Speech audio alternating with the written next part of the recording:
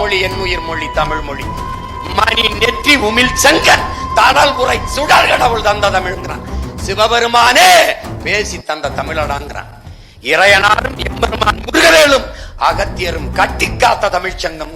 நக்கீரா உன் தமிழோடு சற்று விளையாடவே நான் வந்தேன்கிறான் சிவபெருமான். தமிழ் இயற்கையின் மொழி.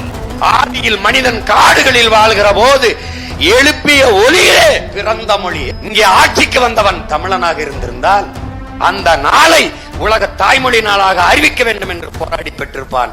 இன்னி திணிப்பை எதிர்த்தவர்கள் இந்த திராவிட முன்னேற்ற கழகத்தில் இருக்கிறார்களா? இந்த ஆட்சி அதிகாரத்தில் இருக்கிறார்களா? இல்லை. ஒரே ஒரு மகன் தான், கீழப்பழூர் சின்னசாமி மட்டும்தான்.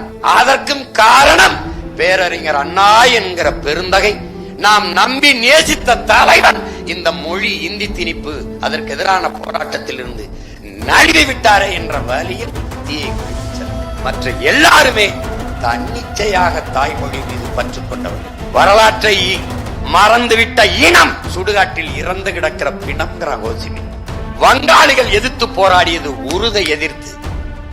தமிழர்கள் நாம் போராடியது அவர்களுடைய தாய்மொழி இந்தியை எதிர்த்து. அந்த மொழி புரட்சியில் ஆட்சியை கைப்பற்றியவர்கள் இவர்கள். அந்த நேரத்தில் ஏற்பட்ட எழுச்சியை பார்த்த திராவிடர்கள் ஒரு முடிவெடுக்கிறார்கள். தமிழர்களுக்கு உயிர் உடலில் இல்லை, அவனுடைய மொழியில் இருக்கிறது என்பதை புரிந்து கொண்ட பிறகு எங்கும் தமிழ், எதிலும் தமிழ், தமிழன் என்று சொல்லடா, தலை நிமிர்ந்து நில்லடா, வீழ்வது நாமாக இருந்தாலும் வாழ்வது தமிழாக இருக்கட்டும் என்ற வெற்று முழக்கங்களை வைத்து வைத்து ஏமாற்றி தமிழை அழித்தார்கள். தமிழ் அழியாத வரை தமிழன் இருப்பான். தமிழன் இருக்கிற வரை தமிழன் அல்லாதவன் ஆளவும் முடியாது, வாழவும் முடியாது என்று திட்டமிட்டு தாய்மொழி அழித்தார்கள்.